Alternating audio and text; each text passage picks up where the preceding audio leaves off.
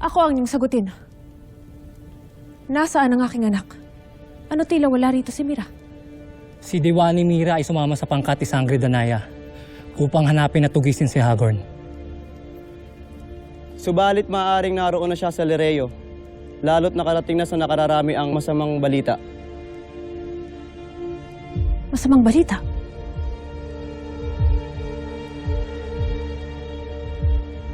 Hara Pirena, ang sangre na may dugong tao, ang anak ni Sangre Danaya, ay pumanaw na. Hindi ako natutuwa sa iyong biro, Kawal. Hara, yun talaga ang ulat na nakarating sa amin na ang tagapangalaga ng brilyante ng lupa ay pumanaw na.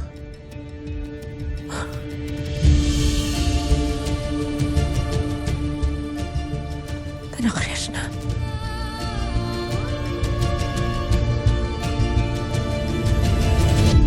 Ashti, ang saya nga sana kung makikita namin kayo ulit na magkakapatid, magkakasamang lumaban. Pero paano? Lalo na ang aking inay. Tingin mo, papayagan pa siyang makababa ng Devas? Kung tunay ngang para sa Encantadia si Cassiopeia, ay batid niya na ang kamatayan ng aking anak ay magdudulot lamang ng lubhang panganib para sa Encantadia. Dapat lamang makaisa siya sa akin.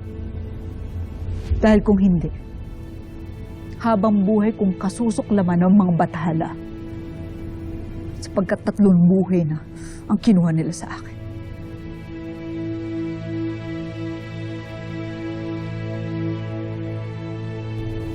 Ashti,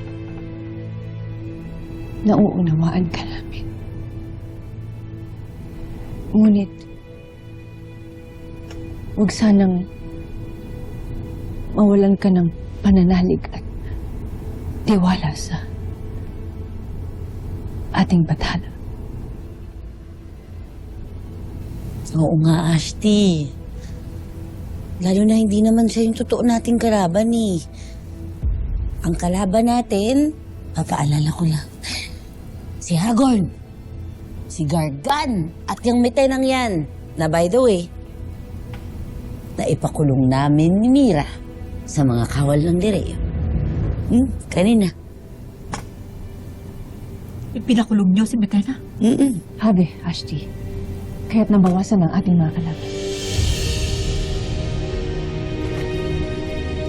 Ashti, Galit pa siya? Hindi ba good yung ginawa natin?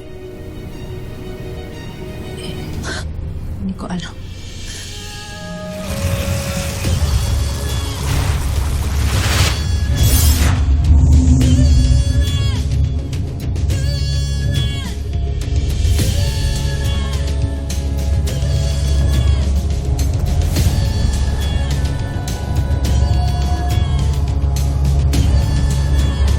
Paparating na ako, Danaya.